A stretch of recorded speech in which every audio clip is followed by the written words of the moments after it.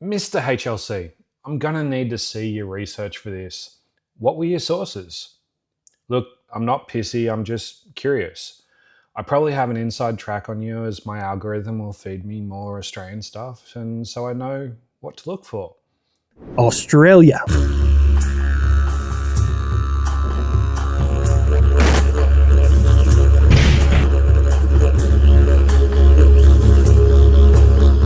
For the use of the crappy AI spider, sorry, that might be the sins of the editor coming back on you, but for the class we're going to do a super quick search, pick your poison, and play along at home if you want.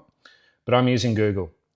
How many deaths a year in Australia from spider bites? Here's a tab I opened earlier. Oh look, 0. You weren't wrong, you just have some irrational fear. Big strong army man afraid of Australia because of spiders. You ever heard of Natalie Portman? Kind of a small little actress.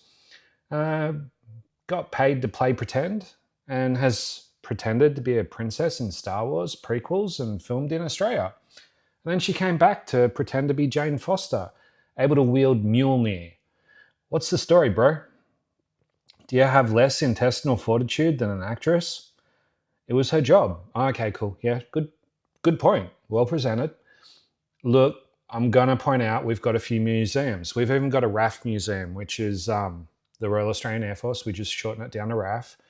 And, you know, maybe if the US Air Force isn't letting you in their museum, you could come to ours. Men at Work got sued for that song, and they lost. Yes, Men at Work were sued because the flute solo was shown to closely mimic the Australian children's song called Kookaburra. Men at Work did re-release it with a different flute solo, but it's not quite the same. Lude did a cover with the new flute solo and it has a different vibe. But if you want the 80s stuff, try Genga Jang, Goanna, Cold Chisel, Midnight Oil, Icehouse, might make up a half-decent playlist. HLC has to pay the bills, so we have an ad. Let's pretend someone would pay to advertise on my channel. Lawyer Jake, whether you're trying to evict crack ferrets from your couch or understand legislation, give Lawyer Jake a comment at Man vs. Morning or his new channel, Jake the Lawyer. Damn, HLC is still going on that ad. Boy has some stamina. That's right. HLC apparently gets down with Aussies. That's right. Yet you don't come visit. That's right. Got a passport? That's right. Not using it? That's right. Bring the missus and adopted son, visit some stuff, call it museums with the missus. Make it a tax write-off, show your missus some of the world. I mean, she even sounds Aussier than you. So America handicaps itself in war games. Most of the time, drop tanks on the kid, reduce the stealth. You choose to handicap yourself by only bringing army, no navy support or fixed wing, not even amphibious, when attacking an island. Bold move, Cotton. How does it pay off? We have a long history as allies, but it's only going to take some crappy leadership for a few decades, maybe less, to fight. Did you guys back Iran in the 70s? And then back Iraq against Iran in the 80s? Then, if I recall, in the 90s, you went at Iraq. And then in 2000, you went at Iraq again. Weapons of mass distraction or something. That's right. Let's not say never. We hope never. But I mean, we have some oil, so I'm kidding. It's all jokes. Although, since our PM ran off to China while our media was giving it to him because he had been brushed by Trump a few times, he got to sign us up to a rare minerals deal with the USA. Isn't that what the Ukraine did for some hope of some US protection? Slightly different, I know. I mean, Ukraine has had a few interventions to install favourable governments to the US in the past. It's not like we've had state premiers get into bed with China so they get to be in a photo with Xi and Putin and Kim. Anywho, current leadership aside, we have a rather intertwined history I could maybe use as a topic for a video if I decide to make more. 504th Military Intelligence Brigade. I don't know. Fucking men who stare at goats, I guess. Army intelligence, isn't that what Angry Cops did? So he'd be good at gathering info. Ask him to find the bases F35s are kept at. I'll make you a bet. If it takes more than 5 minutes, I'll pay your airfare to Sydney and drive you to a bunch of air museums and a few RAF bases so you can make some content to fill the void created since the US Air Force isn't giving you access to their museum. I'll even find a Corsair if you want so you can be in the frame with it. 3Corps is, again, one of those that likes to hide numbers of things. So you went to 3Corps website to get info and they didn't really have numbers for someone to be able to figure out strengths and capabilities. Did you go to the Australian Air Force website? Like, at all? Or were you more like, I know F35s and Growlers are nightmare fuel. Got that covered. Can skip the research. There, besides, the Aussies wouldn't be so moronic as to post the locations of where those aircraft are based. I mean, surely that's on like an OPSEC memo or something. If not, read your comments. A bunch of Australians want to tell you where they are. But you can just go to the website and find out. Don't tell AC, he'll fucking rip us a new one. So the Australians apparently have in their possession, like not on order, these are in their fucking possession, 56 F-35As. Our Air Force website, you know, the one with all the info, actually says 72 for the F-35s. And there are articles to say the last one has been delivered, and last election cycle, the guys running to be Prime Minister tried buying the extra 28 to make it to 100 an issue to run on. I mean, probably a better issue than children overboard, but let's not get political. I'm just curious what your source was. The PA Poseidon, they have fucking 12 of those. So the Air Force website says that we've got 13 Poseidons, 12, 13. I don't know, is that a good number for, say, an island so that they can have surveillance over the oceans that surround them and possibly have the ability to strike first before somebody tries to invade them? Maybe? Do you think? I don't know. I'm only a civilian. I'm going to have to defer to you, Mr. Military Man. Is this a good idea? And then they have the Eurocopter Tiger, which kind of a multi-role attack chopper. They have 22 of those, but they are actually in the current process of replacing those with the Apache. Did you just read off the Eurocopter Tiger without referring to the kind of consensual clip where you read the story of old mate riding his tricycle over and whacking a mattock into the door and grounding one during Talisman Sabre exercises years back? You actually, with a straight face, just read about the Eurocopter and didn't, wow, like, sure, it might be low-hanging fruit, but it could be good for a laugh and some entertainment. I get that the E7 isn't armed, right? Not a fighting element, but we're kind of proud to have worked with Boeing to get the successor to the E3. America is lining up for about 26 of them in the coming years. We've had them for years, flown them on missions with allies, and in fact, multiple of our Ghostbat AI wingmen can be controlled by someone sitting in the wedgetail. Planned testing of the Ghostbat live firing is next month. However, and I didn't even know this existed, and motherfuckers at Raytheon, you sneaky.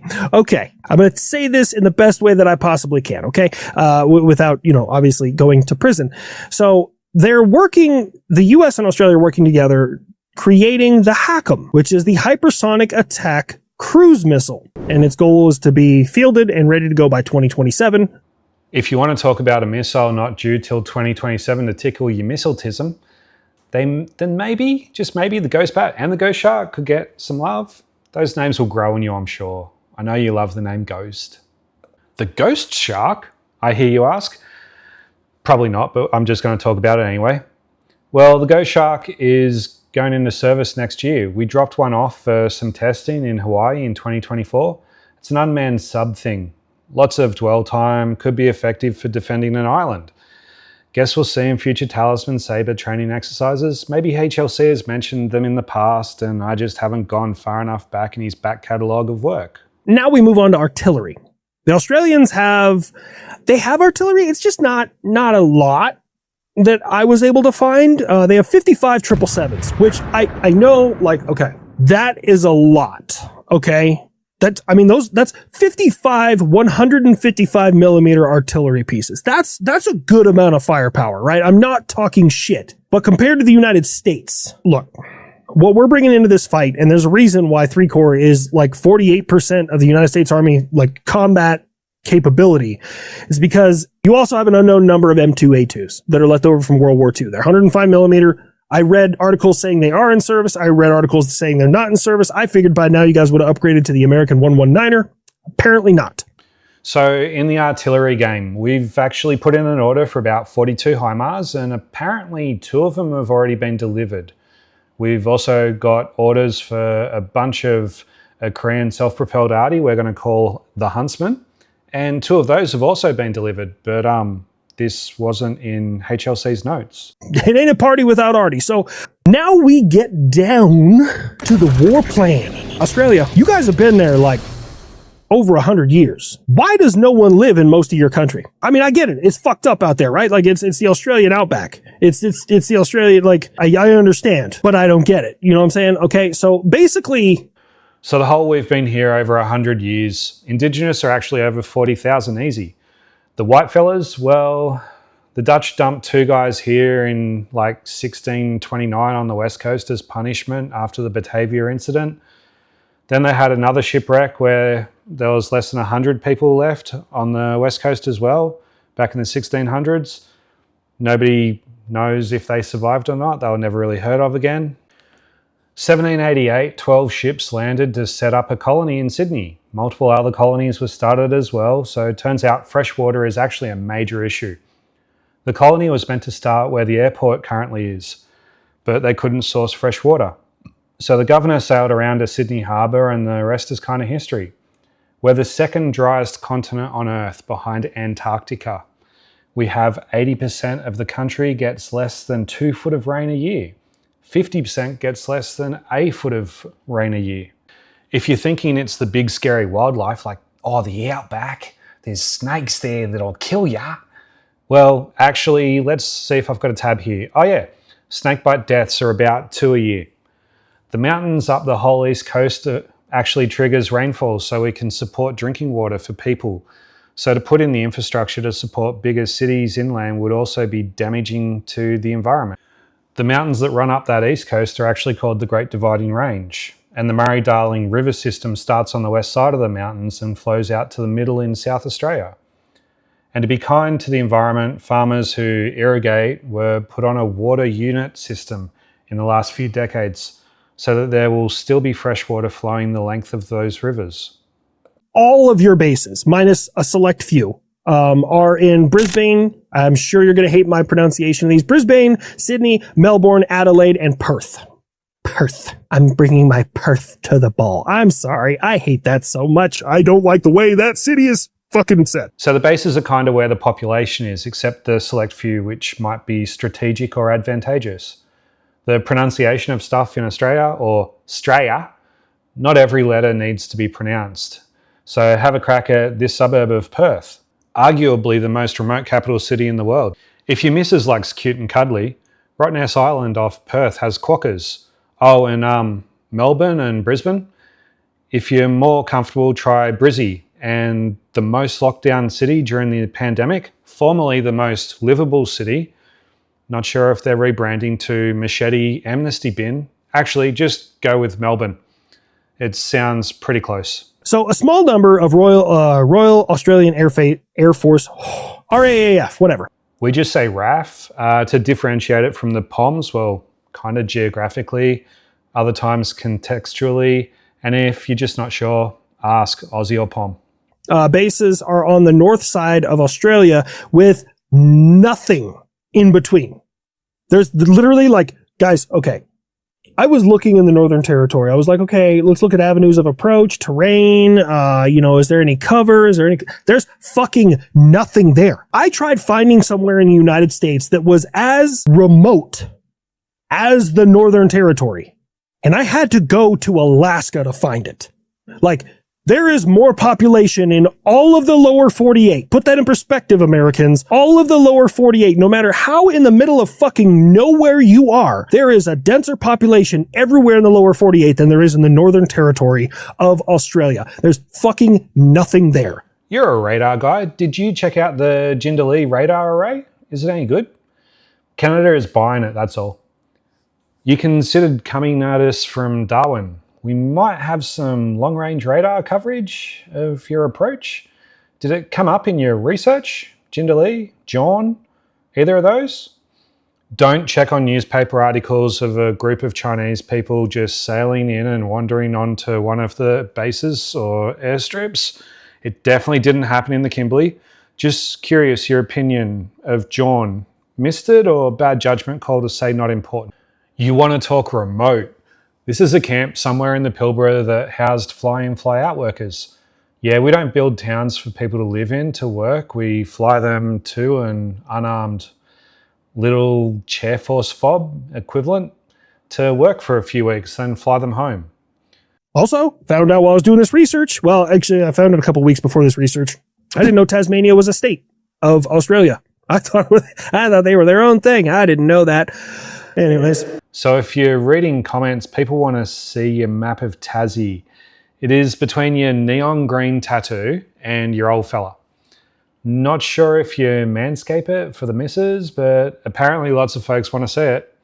Look at the shape of the island. Does it look like the patch of hair that might grow down there? I don't think anyone actually wants to see it, more just a humorous thing linked to the island state. Let's just give them some landing craft and we'll go from there. Okay, so that's what I did. Because landing craft it's an armored unit, so you got a lot of heavy shit, and landing craft are going to get you on the ground a whole lot faster than anything else. I would stage in New Zealand. You staged in New Zealand. Did you check the range to Australia for like if the Apaches could even make it? Because a little bit of Googling and it looks like they won't. The Chinooks either. Your Blackhawks will, but they are fully loaded on fuel cells. They're not carrying any weapons on the sides. So yeah, good luck with your invasion. I hope it goes well. Your landing craft were going to be at sea for 4 days straight, running at top speed and would struggle with the fuel range, or over 5.5 days for best fuel economy and not getting spotted by planes or vessels at all along that trip. You want to bring landing craft to one of the busiest ports in Australia without being spotted, so you have the element of surprise. Yeah, I know you want us to concede that you could have the surprise attack, but it's just, you started in our ally. It just find another route or bring something different.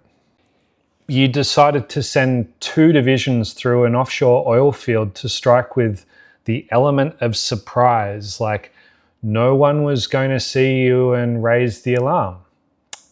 Okay, sure, we'll go with that, because you want us to concede that you could actually get to land. Fun fact, your trip from Sydney to Brisbane is going to go awful close to, or actually possibly through in one case, World War II tank traps and an anti-tank field. Yeah, we actually just have them as like little touristy things you can stop and look at. So you want to be able to sort of gauge where our Navy is. Don't Google that. What research did you do for this? Because there's websites like www.vesselfinder.com, and then you can search by vessel, and like if every Australian naval vessel starts with HMAS, you can get the whole list of everything they're tracking via GPS when they're in port, which doesn't include the submarines, I'll give them that. Well, that's because I checked on the Navy website where they also tell you where everything is based. And I noticed that the names of the subs don't show up on the Vessel Finder website. Yay, we live in the world of, like, the era of information, but my God, loose lips sink ships. You know, once a month there is a cruise of Sydney Harbour put on by the Naval Historical Society. And like for a couple of days every year on the anniversary of the Japanese sub-attacks, they also do cruises of those key locations. Just if ever you wanted to come over and film some stuff. Anyhow, guess where a lot of our fleet is based on the East Coast? Or just go to the Navy website and it'll tell you. You need to make land for this to become a chance of your plan working. may the odds be ever in your favor, because like how many Poseidons was it that we have? If they go out to look at an incoming force, we've got some fast movers as well. I can't concede the point that you get boots on ground. You decided to bring the Command and Conquer Tank Rush strat to an island, but no Navy, no fast movers. I'm not mad you chose to do it hard. I just can't make the concession of a surprise attack. I mean, I'm a civvy and I've read a few books and heard stories of the Japanese advance with tanks and air support through Malay in World War II against the Australian infantry. The ineptitude of the British leadership that wouldn't knock out the causeway onto Singapore to slow the Japanese. And so the fall of Singapore, and oh yeah, the Poms wanted to blame the Australian cowardice for not holding off the tanks and planes. Sorry, I might have been raised with a bit of bias. Did the person calling the Aussies cowards spend time in raffles, or did they carry a rifle? So from watching HLC's video, I kind of just did a few simple Googles, and can nobody tell Rich about this? I mean, it would be humorous to see his response on Kind of Consensual, but like, that's my country being the butt of those jokes. So Sydney Airport, why? You're the military guy, I'm just a civvy, but the runways are up on rock walls. You have the bay you came in from. You've got Millstream going up the east of the airport, Cooks River going along the south of the airport, and a canal that goes along the west of the airport. You kind of only have one narrow path out, and none of those things are barricades that are going to stop anything coming in at you. You wanted to take the port, so take it. There is a beach between it and the airport, as well as a public boat ramp with a nice big parking area that leads straight out onto a decent road. Sure, the road has surveillance for all the trucks from the port, or there is a beach on the other side of the port too. You'd have like only a little narrow bit to roll through without going over a cemetery, but I'm guessing if you're at war, you don't really care about that. Although a couple of my grandparents are in there, so if you could just try not to destroy the whole thing, that'd be great. I mean, I'm not telling you how to invade my country, but if you want to go for the style points, you could always come in on Frenchman's Beach. It's a little further to the east of the port.